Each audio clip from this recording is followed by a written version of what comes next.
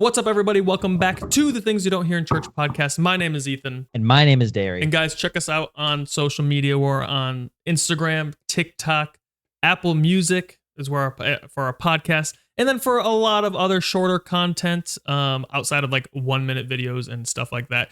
YouTube is the place to be. We are crushing it over there. Tons of videos, like tons.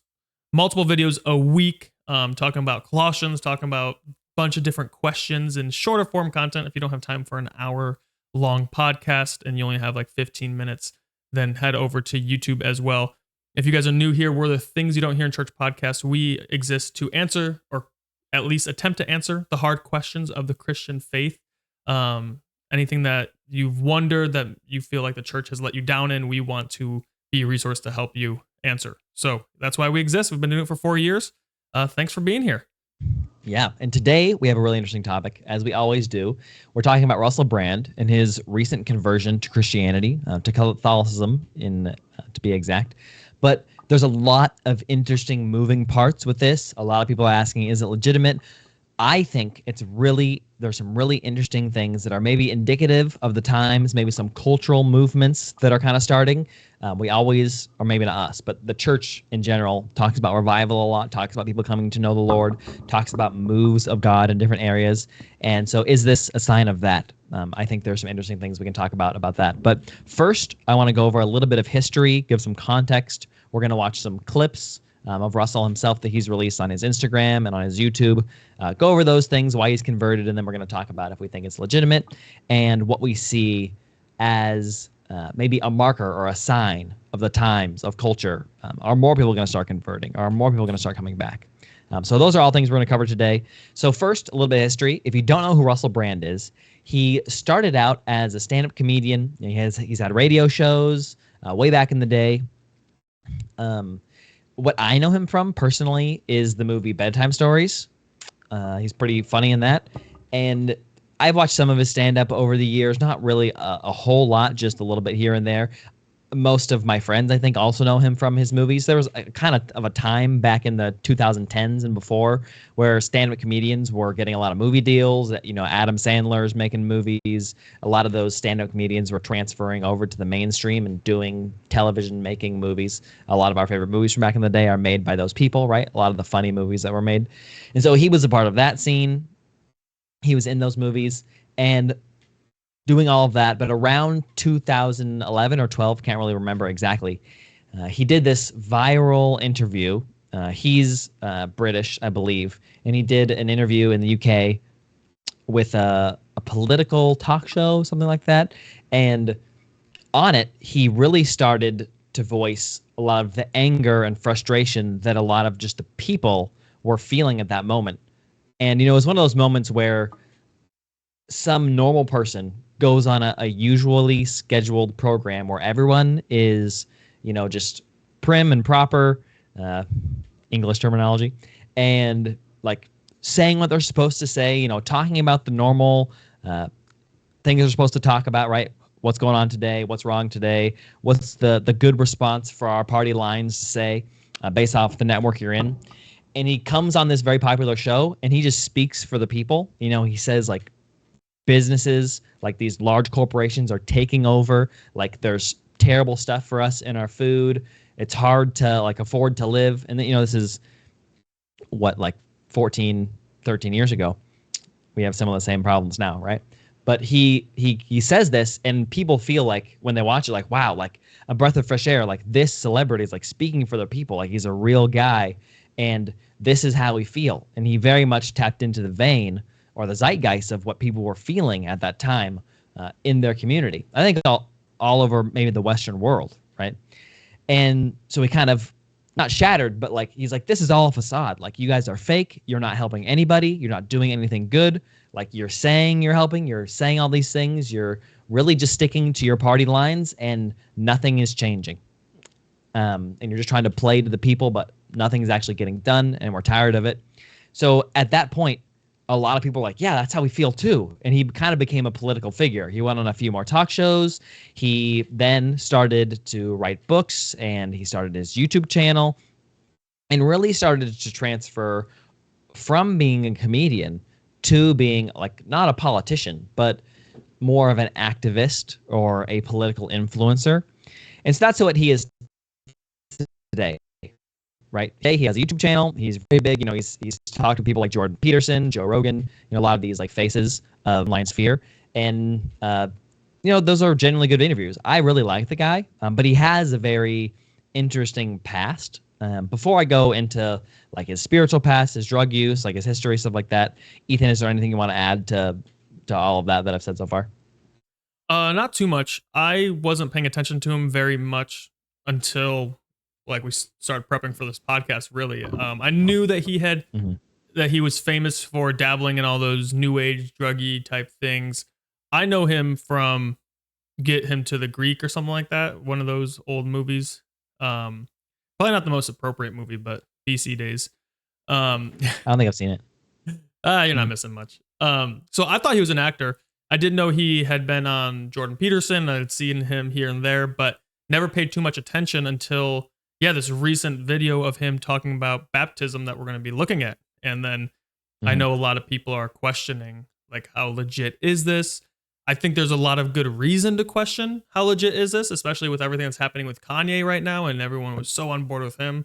So it's almost like Christians are like emotionally hurt from celebrities becoming Christians because it's like a bad relationship and you're trying to learn to trust again. So I think it makes sense, but I don't have too much to add in as far as the history of Russell Brand and anything like that. Cool. Well, I know we're gonna get into all of that, but really fast, just some more history before we jump into it. He has had a very, maybe not, probably in his eyes too, but to the world, just like a normal past, I guess, but a troubled past in the eyes of a Christian, right? He grew up doing drugs. He's been on this train of like I don't know if he would say this, but in our eyes, kind of like the free love, like, the very like 60s, 70s kind of thing of like he's doing drugs, like super into like sex and like that being very loose and promiscuous, right? He's been all into that for a really long time. You can really tell based off of his interviews. He said this himself, like he has been searching for anything that will fill him for a very long time, right? From the very beginning, like of his like teen years of his life, he's been searching for some kind of transcendent experience. It's one of the things he says in his latest video. He's been searching for this experience. He's tried everything. Like he's said it himself in other interviews that he's been super addicted to porn. He's trying all these different religions. He was super into Hare Krishna for a long time. He loves meditation. He's done a ton of new agey stuff. If you look at him, you're like, this guy is a new agey guy. Like he just looks like a new agey guy, right? He's got all these like very strange tattoos, strange hair, dresses like a hippie, right? He just looks very new age. And he's practiced Buddhism, like all the stuff, even jujitsu, right? He's looked for anything you can do to try to fill that kind of void inside of you. And, now he's come to Christianity. And so he's gone through this past of so many things trying to fill him, like just filling his body with any substance or person that he could. And now, like, he's come, hopefully, to know the truth, right? His videos seem sincere. And so we're going to jump into that. We're going to try to see how sincere those things are. So, Ethan, would you want to play the first video pre-baptism of him describing what he's going to do? His wife is Catholic. He is converting, I guess not converting. He's becoming a Christian and becoming a Catholic. And for Catholics and Orthodox and some other high church Protestant denominations, it's not just like you make a decision one day and you just do it, usually, from the Catholics that I know. It kind of takes a while. Like they got to make sure you're legit, right? It's not just like a close your eyes, raise your hand kind of thing. Now you can get baptized. It's like they're vetting you. They're talking to you. You got to go through all these like steps, which, there's some merit to for sure. So this is his pre-baptism video, like just some things that he wanted to say. Yeah. So this is when he's in his Converse, that one, right? Crouching outside. Yeah. Okay. We're starting now. As to what you who have been baptized feel about it, what your expectations are of the event prior, and what it's actually like.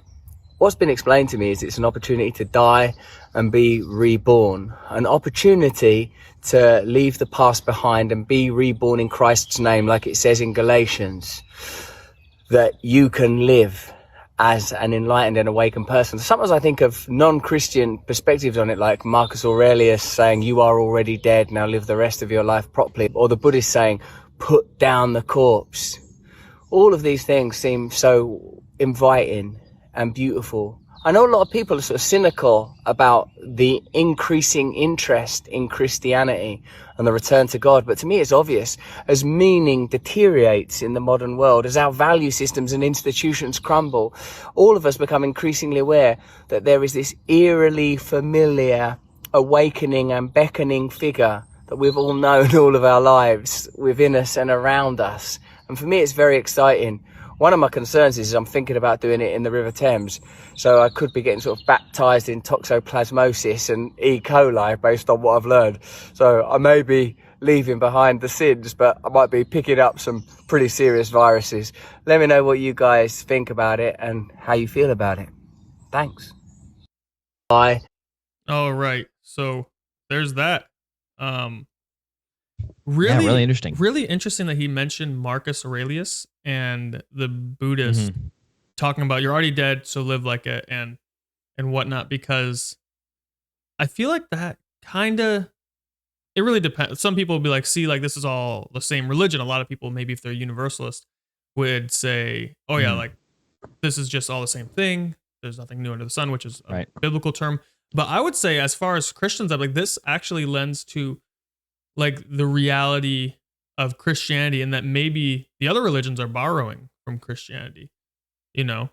Yeah. Kind of like a lot of those stories, right? When it comes to like Christmas, so many people are like, oh, there's all these Babylonian gods who had sons that like by virgins and all this stuff. And Christmas is actually pagan. It's like, well, actually a lot of those stories you find are post the story of Jesus. And if they're pre the story of Jesus, they're incredibly skewed and very different than the story of Jesus, right? And so the ones who are post Jesus seem to be just copying the Christian worldview in a sense. And so this is super interesting. I didn't know about Marcus Aurelius saying that, but yeah, what are your thoughts on it? I think that you very could easily describe this as like, well, he's just kind of merging all these religions together. But I think he's just lending to his audience because he's been very like involved in these things before. I'm not sure how much with Stoicism necessarily, but he's been very involved in Buddhism in the past and those like philosophies, those ideologies. And so it makes sense that he would, I guess, pull from those, as certain biblical authors do too. But again, it's hard to know his intention, right? It's hard to know how much stock and weight he's putting into those things because he's just making a comparison or an analogy to what baptism is. So it could be that he's relating it to his audience so that baptism makes sense to them. But it also could be that he thinks those things are the same thing, that like the Buddhist idea of old person, or not the old person, like laying down your dead body so that you can transcend it is a very, very different idea than the Christian version of baptism, right? That's laying down the evil that you used to be and taking up a new life in Christ. Very, very different. I'm not sure about the Aurelius quote, like his full philosophy on that, so I can't really speak to it. It seems to me more like he's just relating to it and helping people understand, but I could be wrong too. I'm not quite sure.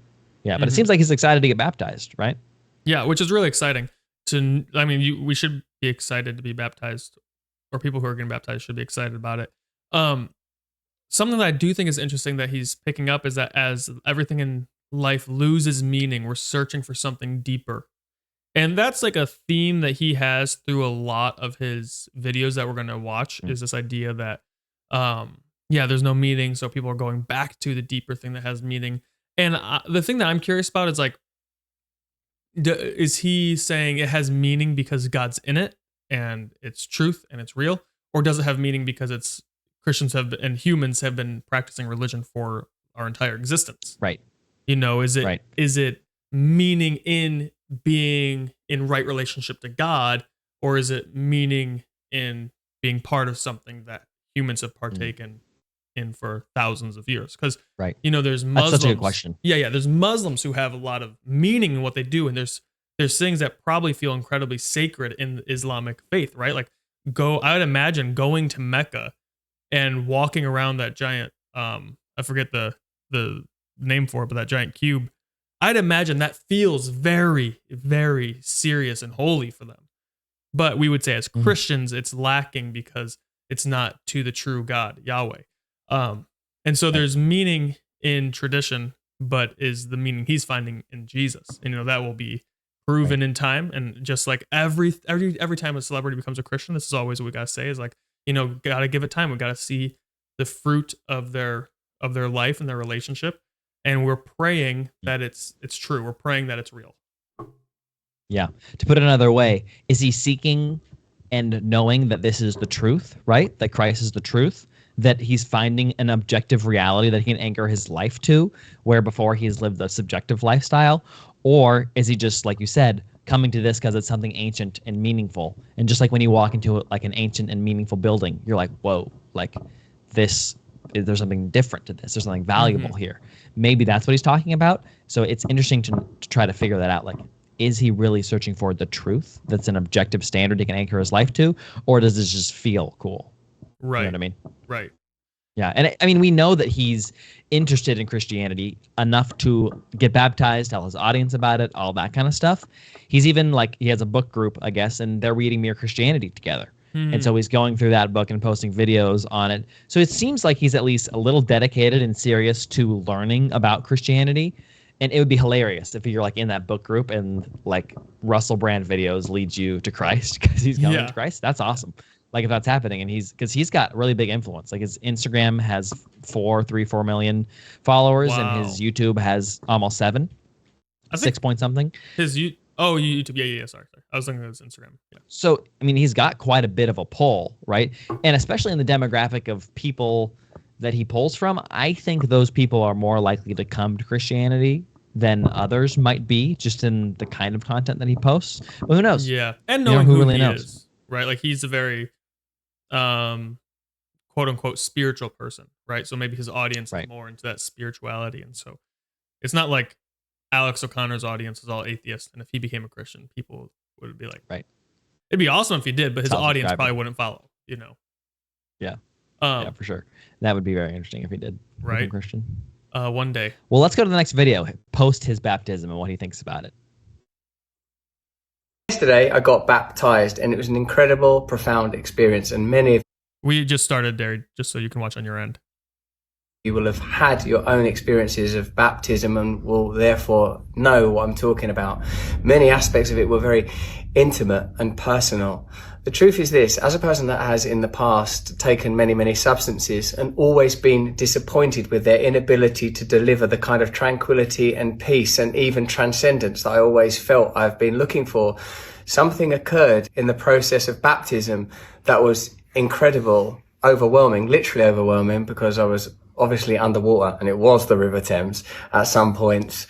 So I felt changed, transitioned. Now, of course, even though it's been less than 24 hours, in the interim period, I've already felt like sort of irritation. I've got 3 children. I've got a job. I've got challenges. I still live in the world. But I feel as if some new resource within me has switched on.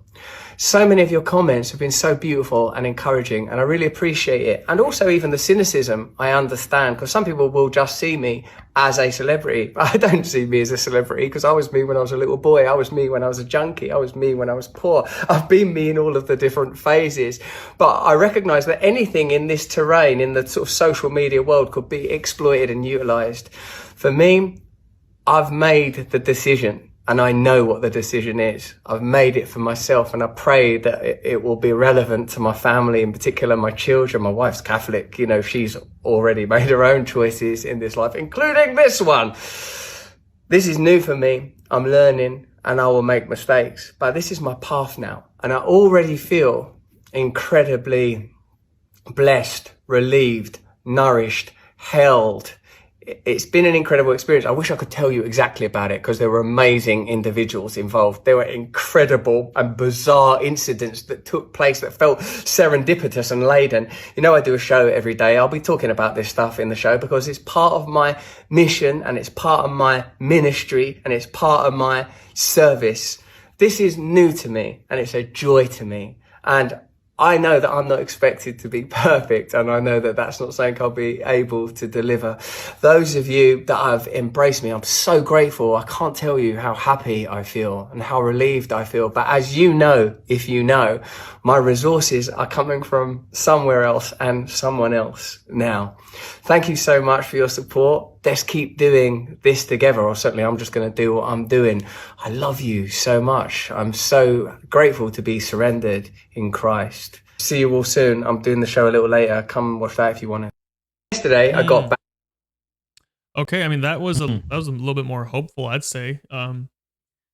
He named specifically Christ. He said it feels so good to be surrendered in Christ. He says he knows who his resources are coming from. So that kind of, as far as our something he mentions a couple times. What's that? He mentions that a couple times. Yeah, in a few different videos. Yeah, and so as far as like the first question we had of like, okay, what's his hope in? Is it hope in tradition or hope in Jesus? It seems clear.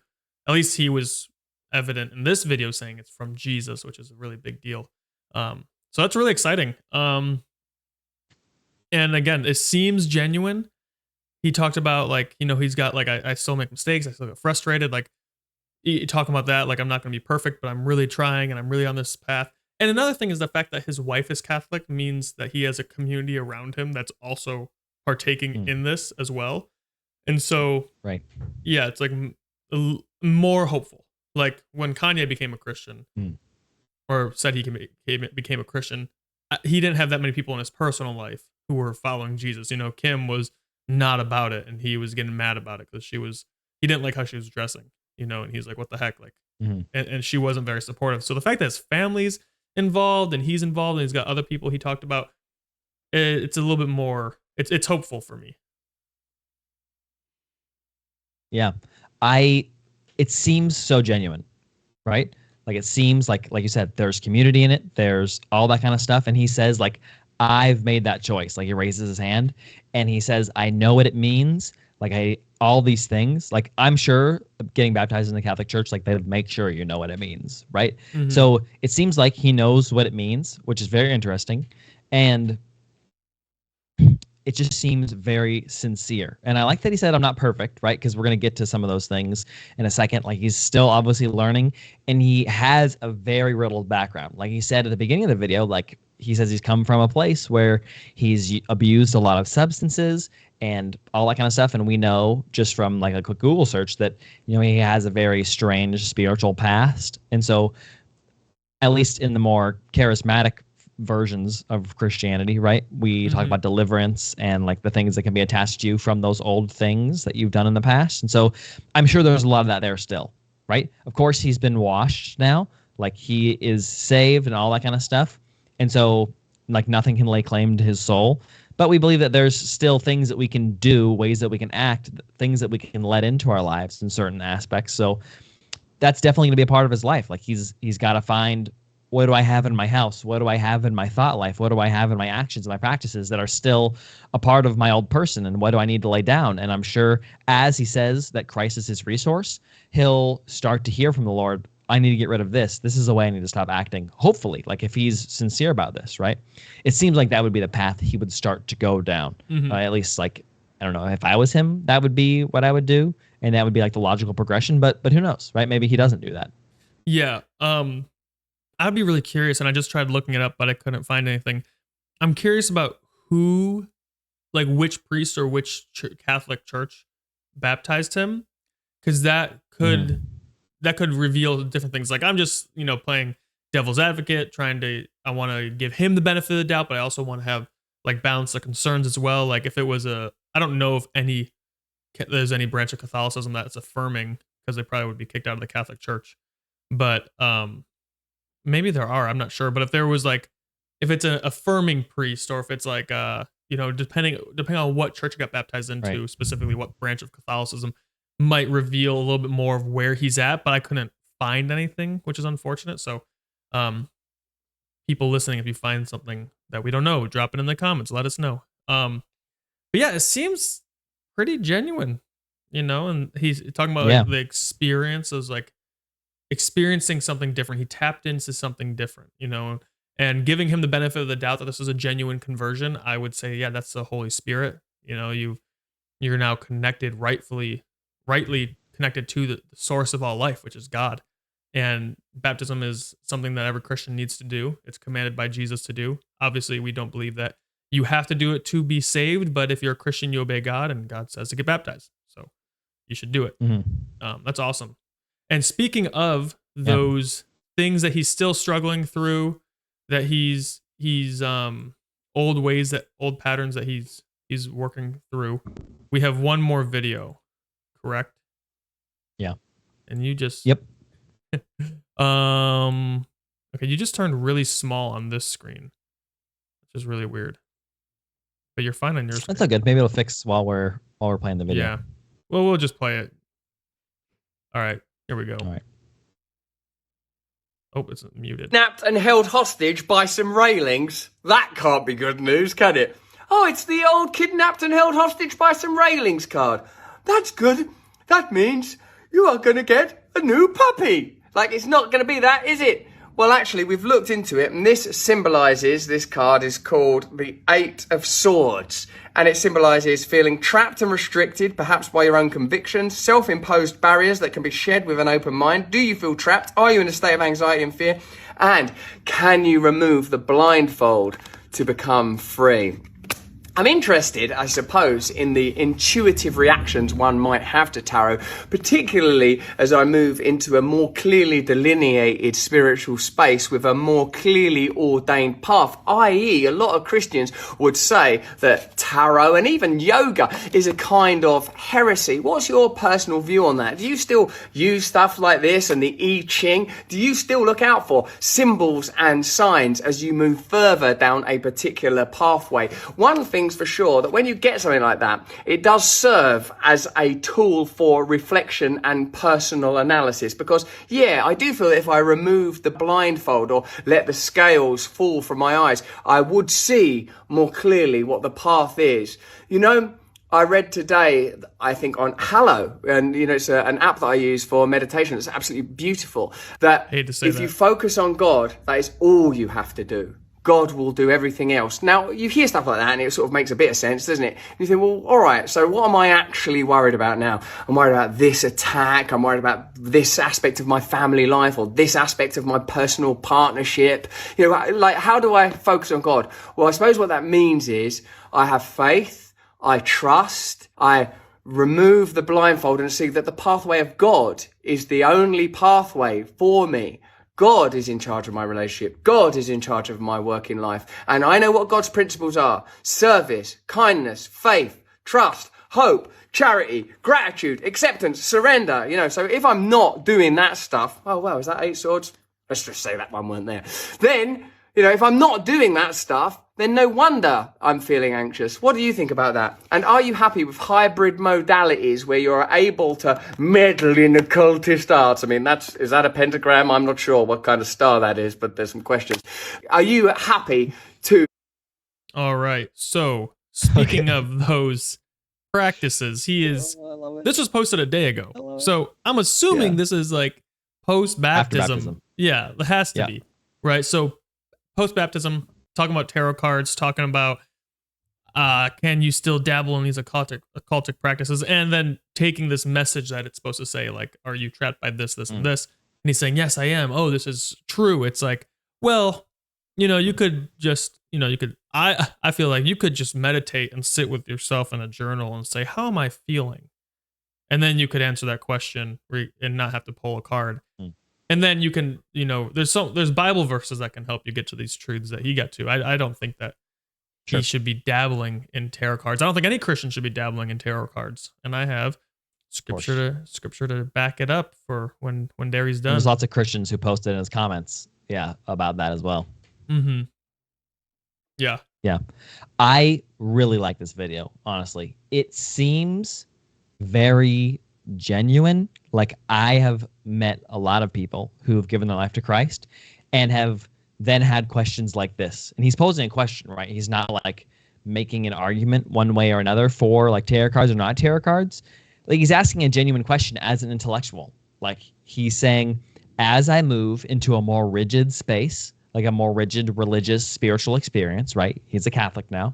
As I move into that, is there room for different spiritual modalities? Like he says, like, can I take meaning and can I take like beauty from different aspects that people have of getting to know truth? And the thing that he references is tarot cards. And it's pretty clear he's not super familiar with at least that tarot card. Maybe there's other ones that he's familiar with, but like he doesn't know like the pentagram on the back. Like he doesn't know the symbolism in the tarot card. So it's not like he's, I mean, he had a big sheet like printed out in front of him that said the name and what it represented and stuff. Use it all the time. But he's asking a very important question that I think helps come to Christianity. Christianity has so much meaning and truth and richness and beauty behind it. Can I still take truth and meaning and richness and beauty from the world and from other religions and from other sources of people trying to find truth? Can I still like marvel in those things? And that's a great question to ask, right? It's the exact question that a lot of people are going to be asking of him. Are you a New Ager? Are you like a universalist kind of guy now? Like you like Christianity, but like you're going to involve all these other things in it? And he's putting that question out there for us. Is that what he's going to do? We don't know yet. He doesn't know yet. He's posing that question to us. Is that what I should do, or is that not what I should do? And I don't know if he reads the comments or whatever.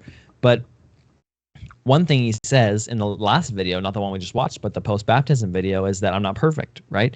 And so this is a not perfect person who doesn't have a lot of knowledge of Christianity, starting to learn. And I'm sure, he's going to be under some kind of priest, right? And I'm sure the priest is going to see the video because it's pretty popular, or something like that, and they're going to have a conversation about it, or his wife is going to have a conversation with him about it, or another brother or sister that he goes to church with is going to have a conversation, with him about tarot cards or whatever, because this is a pretty viral thing that's happening, at least within Christianity it is. So I know this conversation in his mind, because he's an intellectual, is going to be front of his mind probably, and for the people around him are probably going to confront him on it and ask him like, well, what do you think? Can you add these things in? And, there is a sense where there is a lot of truth in a lot of other religions. There's like truth you can find in aspects of tarot cards. Like you said, like you can find a lot of those principles in the Bible. But that doesn't mean that the source of that truth is like from God. The enemy loves to twist the truth, right? And try to make us feel like a partial truth or a partial goodness or a partial beauty, right? That's what deception is. Deception always has some element of truth in it. And then it like slips a little lie in there, like a lot of bills that we have today. There's a good thing that it's advertised, like we're gonna, send more money to schools or whatever it is, and they slip in, this thing and that thing and the other thing, and behind it you don't see, right? Deception is everywhere, and that's the same thing for other like religions. Like they try to get a little bit of the truth, but because they don't have the source of Christ, all they're really doing is borrowing. That's so good. Yeah. So a couple of verses come to mind. The first verse is, let me see where it is. Acts 19:19 talks about a bunch of these people becoming Christians who were pagans before. And it says, and a number of those who had practiced magic arts brought their books together and burned them in the sight of all. And they counted the value of them and found it came to 50,000 pieces of silver. And so how that applies here is that tarot cards are magic arts, right? It's what people in Wicca and all that New Age stuff use. And so I would say as Christians, that should be our response. If you come from a background of New Age stuff, when you become a Christian, you should 100% get rid of it. Now, here's where the grace is. Here's where the patience of the Lord is. He just became a Christian, like God is long suffering. And God is patient and working in him. And if you are a Christian and you're seeing this and you're like, oh, he's not genuine, this or that, let me ask you this question. If you've ever dated someone as a Christian, have you ever asked, how far can I go before I'm sinning? Because that's no different, right? He's asking the question, how far in these other practices could I go in this more restrictive thing? And we're like, oh, you can't at all. That's not okay. While some of you watching the video might be fooling around with your boyfriend or girlfriend in ways you shouldn't, right? So I'm just saying, like, don't come for Russell Brand if you're doing that type of stuff too, But and if you are fooling around like that, I want to also encourage you, and something I want to encourage Russell Brand in too, which is, I just read this this morning, Galatians, because this is why I thought of it, right? This person immediately in the comments, you guys can't see it, but said, wow, right after your baptism, talk about leading people astray to false ideas. Bro, it is very clear that in the Bible, Leviticus 19:26 and 31 tell you not to practice divination, or fortune telling. Now, here's the thing. What are the chances that Russell Brand has read Leviticus? Probably not very high. Low. So low. You know, probably not very high at all. And so I'm like, dude, it's not very clear to Russell Brand. And so it's like, guys, come on now. Like, give this guy a break. He got baptized yesterday, or this video was posted a day ago. He got baptized maybe less than a week ago. At least he told the world less than a week ago. And so for this one guy, I'm like, come on, man. And this other guy who seems, he's got a check mark next to his thing. He commented on the baptism, was like, oh, I just got baptized. Or he's like, this is so amazing. Welcome, brother. And he just said, in a very, I read it in more positive light, Jesus and the new age are not compatible, brother. Very gentle, very kind. And this is why we need to be gentle with new believers, right? This is what Paul tells the Galatians church. He says, brothers, if anyone is caught in any transgression, you who are spiritual should restore him in a spirit of gentleness. Keep watch on yourselves, lest you too be tempted. So when someone around us that's less mature in the faith is sinning, it's our job who are more mature to restore them in a spirit of gentleness. And Paul says, lest you also be tempted. So what temptation could seize you if you don't restore with gentleness? Pride, probably, you know, like you think you're better than them. So you're all prideful, like, oh, what are you doing? I'm better than that. Anger, you know, frustration, all that stuff. And so let's make sure that as we see Russell Brand doing this, we're like, all right, we recognize it. We're not going to affirm it's good, but those Christians in his life, those people who can speak in his life, can restore him in a spirit of gentleness. Yeah. So, and who knows, honestly, if his conversion, or not his conversion, sorry, I keep saying that, if his like belief in Christianity is legitimate, right? Who knows if it's just another trend or wave or thing he feels or something he wants to do that's going to fade and end. We don't know, right? Because we don't know the future. It seems legitimate to me right now, but again, there's lots of things that can fool you. Like Russell Brand is an influencer, right? His job is to get clicks, is to get views, is to make content, right? And what a better way to advertise to a completely different audience, to stir up controversy, which is what he likes to talk about, than converting to Christianity, right? I said it again. Like, what better way is there than becoming a Christian? Like, the most controversial and popular religion in the place that you live, right? And something that's completely died out in Europe for the most part, right? Most people don't like Christians even more in Europe than they do in America. So what could be more controversial and get you more clicks than that? And of course, there's sort of the other side of that, of like, there's the major population of Europe and of most of just the Western world doesn't really have a fond view of Christianity. So maybe that's going to lose you some subscribers, something like that. So I think I see that argument too. So who knows if it's really going to be positive for his career or not? I don't really know. But there's lots of people who are Christian, who are in news, who do, you know, keep their influencer status. So that could totally be a thing. Don't know yet. All I'm trying to say is we don't know. And so it's hard to cast judgment. Praying for him. Hopefully he's genuine. He seems genuine to me. But I think that this ultimately shows a very interesting possible trend that we're going towards.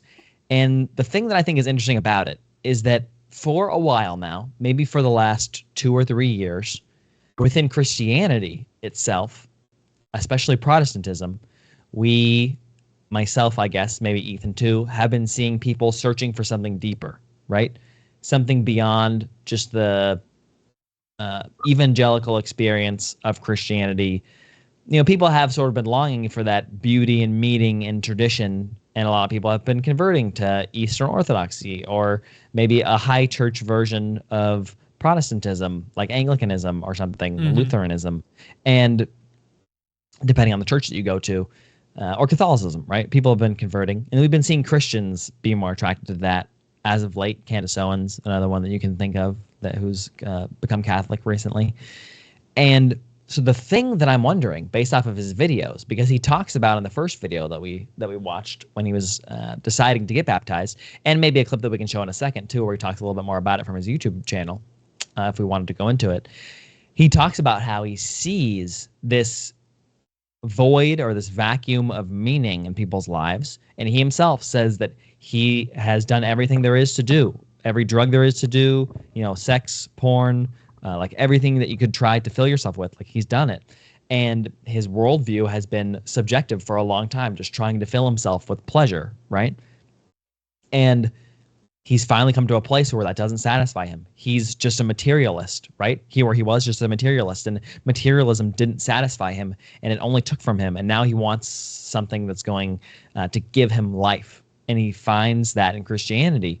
And he says he thinks that there's going to be a move of a lot of people coming to Christianity that are not Christians. And so that's my question. I wonder if that is going to start, not him necessarily, but the thing that Nietzsche said in The Death of God way back in the day when he wrote that short story. God died because of our uncoupling or decoupling of our objective worldviews. That philosophy itself has, in decoupling ourselves from God and from religion and just like tethering ourselves to science, has made us fall in all different directions because everything is subjective, like Nietzsche says. And so because of that, because of the turbulence and the chaotic nature of life that brings to you, and the eventual end of materialism is just taking and never being satisfied, I wonder if that's going to now cause people to start coming back to Christianity, religion. What do you think, Ethan? And then maybe we can play that clip. Mm-hmm. Yeah, it does seem interesting. I was talking to someone. I went to a concert last week, and I met someone there, and we were in. It was a friend of a friend that I ran into at the concert, and we were talking. And he's like, "Do you think that the church is in a reformation right now?" And I was like, "That's a really interesting question." Like, yeah, I've noticed that there's a trend to go to more traditional liturgical high church settings. People who are deconstructed are, if they come back, they usually go to something like that. And I thought, wow, that's really interesting. I maybe you could classify that. I was like, do you think we are? And he's like, yeah. He's like, we're in some type of reforming of the Western church. And he's like, I don't know what the end looks like or how this plays out, but I think so. And so, yeah, it seems like, yeah, everyone is seeking for meaning. In the video we're about to watch, that's what Russell Brand says. He says, and he said this in one of the videos already, that everything is void of meaning. And so he took out meaning, and this is kind of reflective in the art we have too. Like you look at at least architecture, you look at these modern architectures, all plain, boring colors, very devoid of character, you might say. And it's like, oh, it's so modern. It's like, yeah, but it's like millennial gray. You just, like millennial gray is not a great interior design choice. That everything's gray and shades of gray. And I remember when that happened, I was like, what is happening? Why is it? And then you recognize, okay, everything's coming void of meaning, and people are longing for this. The human heart desires to be connected to something deeper. Ecclesiastes says that God has set eternity in the hearts of man, meaning that everyone has that innate understanding of like there's something greater to be lived for, and eternity is that greater thing. That's what Paul talks about. Like, hey, remember your salvation and your eternal purpose. Remember, that's what fuels the early church through persecution, is remembering their the reality that they'll be with God for eternity, right? And that gives them hope. And when you take that out, and you do have this hyper atheistic culture where it is, whoever wants to debate this, whatever atheist wants to debate this, like if you take out God, you take out morality, everything is subjective and nothing matters. And people can't live like that for a long time. And and usually belief in God is more of an emotional problem than it is an intellectual problem. And so once you come to the end of your knowledge and you still are dissatisfied, like Russell Brand went, he went as far as he could into the hedonistic lifestyle and still left empty. Then he's like, okay, I'm coming back. It's almost like our generation is the prodigal son. America was, the West and America has a lot of influence from Judeo-Christian values. We've strayed from them, and now we see it coming back. And so it's like the Western world is the prodigal son, it seems. And the Orthodox Church is the son that never left. There is a lot of philosophers who say the exact thing. So it's not just a Christian understanding of morality necessarily, or meaning and value. But as soon as you unchain yourself from an objective value or meaning, whether that objective value or meaning is actual truth, as soon as you unchain yourself from that and you start acting in a, like whatever way you want, your wants become your objective standard that you're holding yourself to. And so you will just start to fill yourself with what are my needs, right? Your basic needs. Once those basic needs are filled, you then go to desires and to pleasure, right? And once those pleasures are filled, it's how much more pleasure can I get? And because we live in a world that's so full of just the ready pleasures that you could want, anything you'd want, like you can have, like any lay person, even any like poor person can have the basic like pleasures of life, like porn, sex, like food, TV shows, whatever you want. Like you could binge Netflix all day, you can binge porn all day, you can eat as much as you want all day. Like anybody can have these things, right? In America, for the most part. Of course, there's work and there's all this other stuff too, but we can overwhelm ourselves with those things. And as soon as you reach a point where you realize this just isn't filling me anymore, every time I eat like a little sweet treat as a meal or whatever, like I just need more. Every time I need more like processed food or more sugar or more porn or more sex or more drugs or whatever it is. And eventually you hit a wall or hit a limit where your desires are only taking from you and they're destroying you, and you realize there's something else outside of you that you need. So this is just a philosophical like idea that lots of people have had, not just Christians, for a long time. And I think it's coming true for a lot of people. Like you said, Ethan, like maybe it'd be really cool if this generation is like the prodigal son generation or whatever, that's going to come back to Christianity, come back to objective morality, objective meaning, and the beauty that is really in knowing God and having a relationship with him. That would be awesome if this is like sort of the start of seeing our culture embrace that thematically. Mm-hmm. Mm-hmm. It's beautiful. Who knows if it is? Yeah. And there's a lot of things like, there's like politically, it's never been more concerning to be a Christian maybe than it is right now in America. Maybe not ever, it has been worse. Slavery existed in America. I'd say that's a worse time. But in our modern day, right? Like all these different things bills that are being passed and legislation for like what will be taught in schools and stuff, like we had on Mark to talk about it the other week. With all those challenges facing us, we still see people coming back to the faith. We still see people like, I still want deeper meaning. And that's really cool because it just shows that like, yeah, despite whatever things this world might do, it can't stop the reality of the kingdom of God moving forward. But yeah, do we want to watch that? Thank you. Do we want to watch that last? We talked about it. We talked about it mostly. Forget it. You guys don't get to see it. Gary doesn't want you guys to watch it. So if you want to watch it, it's just his latest YouTube video. Yeah, he talks about it. You can go check it out yourself. Yeah. Yep. Yeah. We pretty much covered everything that we were going to say afterwards that we just now. Yeah. So it's so hopeful though. I'm so excited for people to come to know Christ and like just from a philosophical standpoint, start to understand their worldview and the shortcomings of it. We'll see if it works or not if it works. We'll see if this is what God is moving in or not. Who knows? But it'd be awesome if it is. Absolutely. All right, guys. Well, grab a friend who's not a Christian, take him to church and get baptized just like Russell Brand. There's your application for the week. Shoots, y'all. Thanks for listening or watching.